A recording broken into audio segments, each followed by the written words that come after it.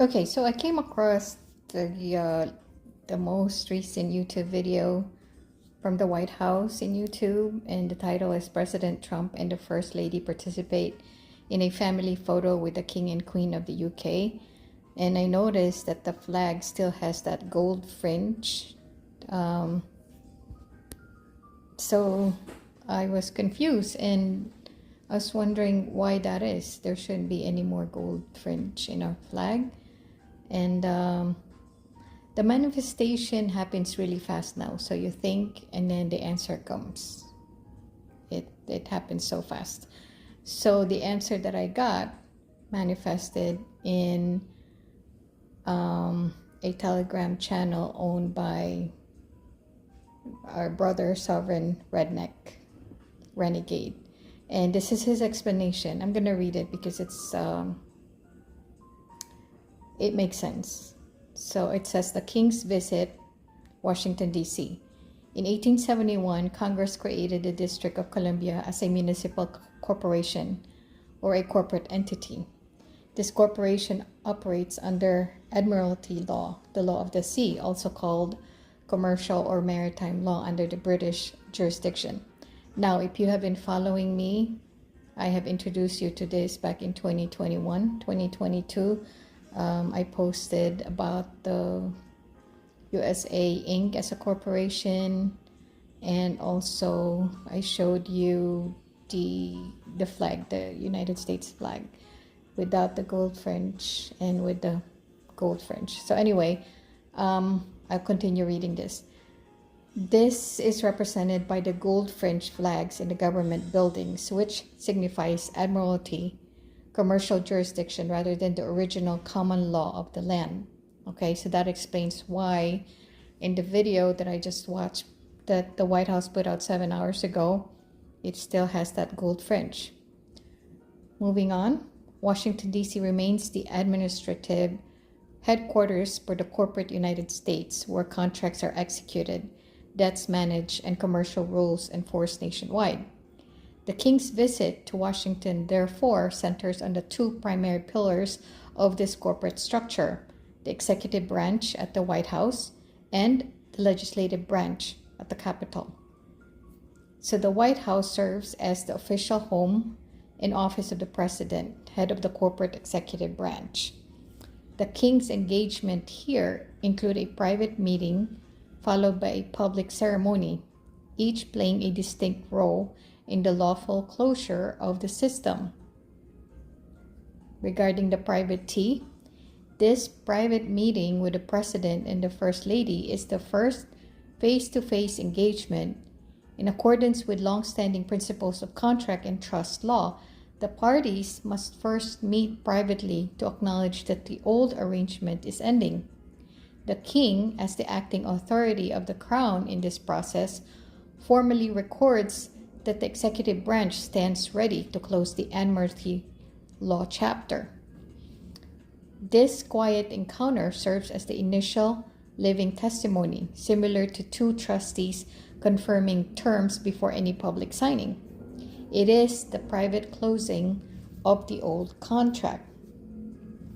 Only after this private agreement does the public ceremony formally establish the transfer for the world to see.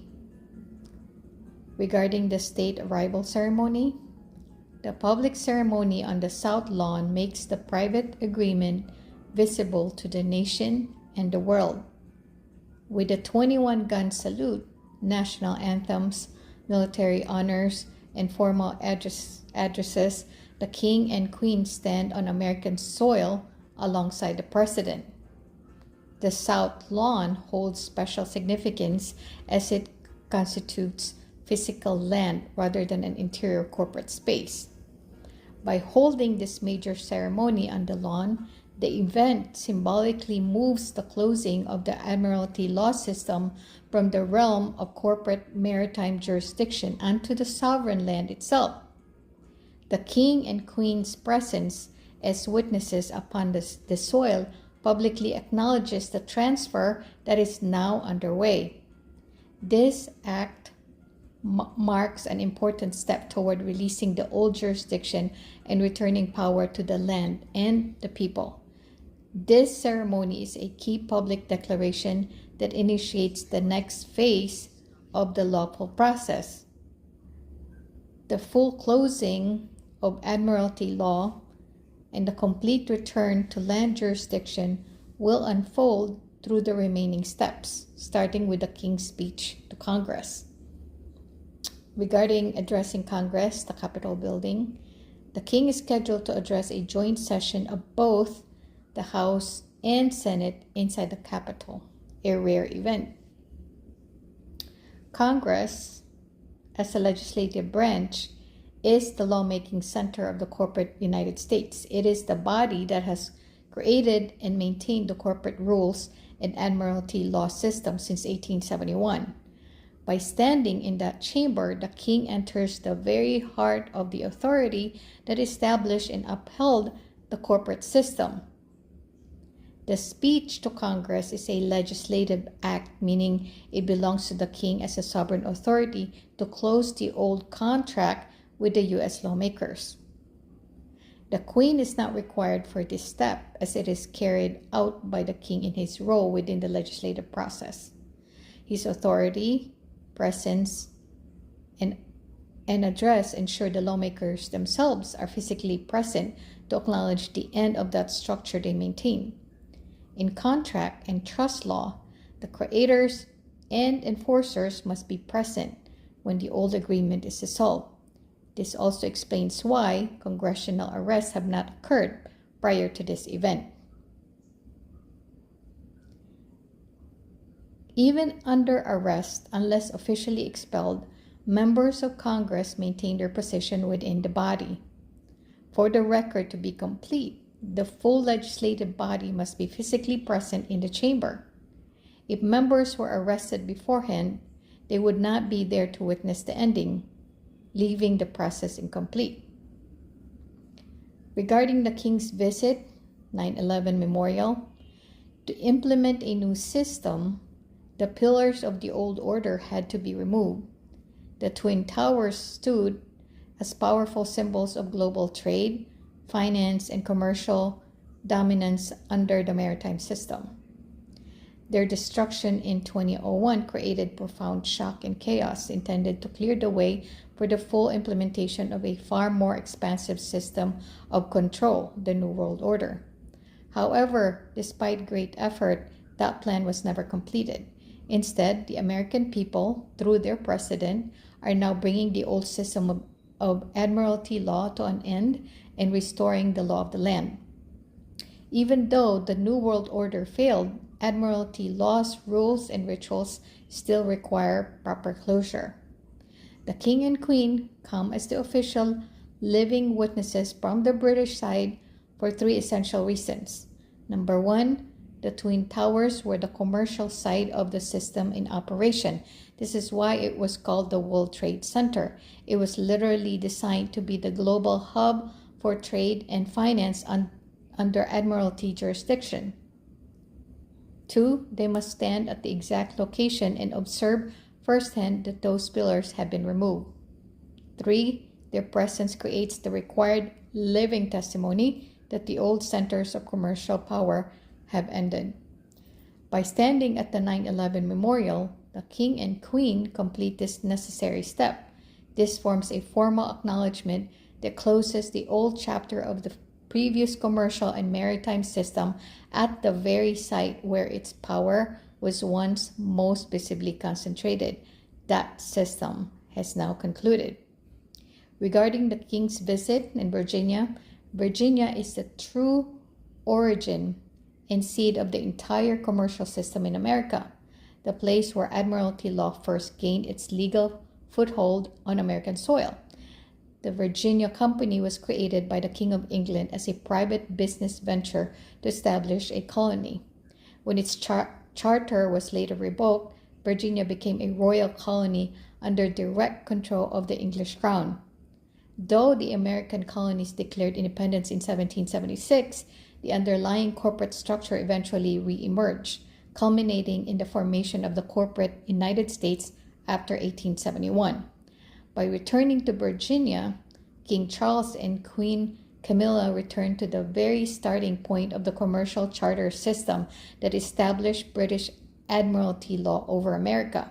Standing at this original point as living witnesses, they signaled the lawful closing of the old arrangement. This act completes the circle, releasing the old jurisdiction so that full land jurisdiction and sovereignty can return to the American people, returning them to their status as living, sovereign beings under the law of the land, in contrast to the deed status held under maritime law. Regarding the King's visit, America's 250th anniversary, in the old system of contracts, trust, and rituals, major cycles carried deep legal and symbolic weight. Exactly 250 years ago, in 1776, America publicly declared its independence from Britain. Although the underlying corporate structure was later quietly reestablished through corporate law, the 250-year cycle has now come full circle. The King's presence on American soil at this precise anniversary marks the lawful completion of that cycle. In the hidden system they follow, an agreement or jurisdiction cannot be closed at any time. Major anniversaries like this one create the proper window to end long-standing contracts cleanly and lawfully. By returning at this moment, the King bears living witness to the full and final closing of the original commercial contract. This timing also provides the perfect public cover. The historic 250th anniversary gives an innocent and natural reason for the King and Queen to visit Washington, D.C., New York, and Virginia at the same time. Why America must follow Admiralty Protocol? Any transition out of Admiralty Law must follow established procedure. A nation cannot simply walk away from such a system. History repeatedly shows the severe cost of attempting to bypass its rules without completing the full process. Leaders who try to break free or challenge the system without following the lawful steps face decisive consequences. For example, Saddam Hussein publicly announced that Iraq would sell its oil in euros instead of US dollars. This directly challenged the dollar-petrodollar system that operates under Admiralty Law. At the time, such a bold move by a major oil producer threatened the stability of dollar dominance. The United States invaded Iraq, and he was removed and executed. Another example, Muammar Gaddafi tried to launch a gold-backed African dinar to bypass Western banking control. NATO intervened. He was captured and killed. Another example, Abraham Lincoln issued greenbacks, which is real US dollars issued directly by the government, interest-free, to fund the civil war outside private European banking under Admiralty control. He was assassinated. Another example, William McKinley strongly supported the gold standard and resisted the creation of a private central bank. In the eyes of the system, this disrupted Admiralty Law's financial order, so his removal was seen as a lawful correction. He was assassinated. Another example, JFK challenged the Federal Reserve's power in certain intelligence operations operating under Admiralty jurisdiction, acting from within the system without completing the full ritual closure. He was assassinated. These leaders attempted to step outside or weaken the Admiralty Law system within their country without following the proper lawful procedure. By failing to do so, the system treated their actions as rebellion and removed them. This is why the current process led by President Trump is so important. It began with the symbolic recapture of the American flag on Flag Day 2025 and is now unfolding to the correct legal steps. Regarding the final steps to America's sovereignty, the King's visit provides lawful witness from the old system and marks the formal closing of the old contract. However, this is not the end of the process.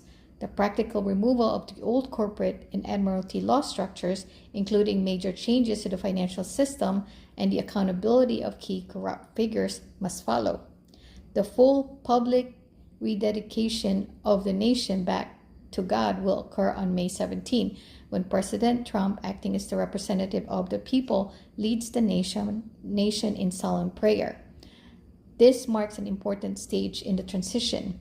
The removal of the old system does not need to be complete by this time, though it does need to be underway. The period between now and May 17 is extremely sensitive. As the old system is being lawfully closed, opposing forces will see these final steps as a major threat to their remaining power. This is the time for Americans to pray for the president's protection, declare their desire to reclaim full sovereignty, and rededicate the nation back to God, the Almighty, eternal source, creator of all. Only then can America fully restore the law of the land, lawfully place itself under the governance of God's appointed Son, Yeshua, and formally proclaim him as king over the nation. Again, I am reading this from the Telegram channel of our brother Sovereign Redneck Renegade. Credits to him.